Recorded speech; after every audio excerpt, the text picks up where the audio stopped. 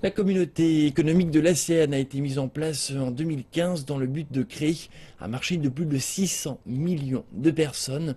Les 10 pays d'Asie du Sud-Est ont fait d'énormes progrès en éliminant presque toutes les barrières au commerce.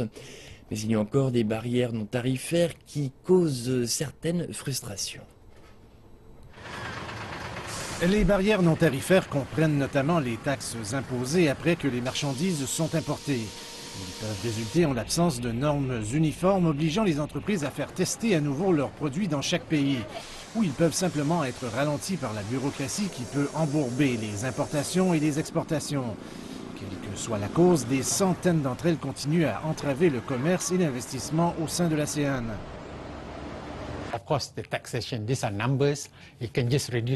Vous pouvez simplement réduire le niveau d'imposition, mais dans le cas des barrières non tarifaires, de nombreux organismes sont impliqués. Elle implique la douane, elle implique la santé, les questions d'emballage. Chacun tente de protéger ou de conserver son pouvoir et son autorité. Alors que les pays de l'ASEAN ont réduit les droits de douane, les mesures non tarifaires ont augmenté de près d'un tiers depuis 2010, ce qui suggère un certain protectionnisme détourné. De toute évidence, les obstacles non tarifaires frustrent les entreprises de différents secteurs et ce n'est qu'un côté de la médaille. Du côté de la demande, ils provoquent évidemment des pertes en termes de bénéfices, en avantages pour les consommateurs et pour d'autres avantages économiques à plus grande échelle.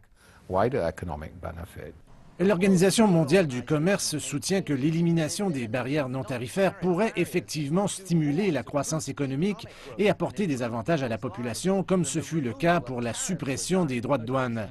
Les pays de l'ASEAN ont mis en place un portail pour les entreprises et les groupes de l'industrie afin qu'ils puissent signaler les obstacles non tarifaires qu'ils doivent surmonter. Et le Conseil des affaires de l'ASEAN a obtenu des ministres de l'économie de la région un accord qui vise à se concentrer sur l'élimination des obstacles dans 4 secteurs clés: l'agroalimentaire, la santé, la logistique et la vente au détail. Les ministres de l'économie ont décidé qu'ils vont se concentrer sur les besoins de la population de l'ASEAN. Nous devons cibler les secteurs qui touchent les gens directement.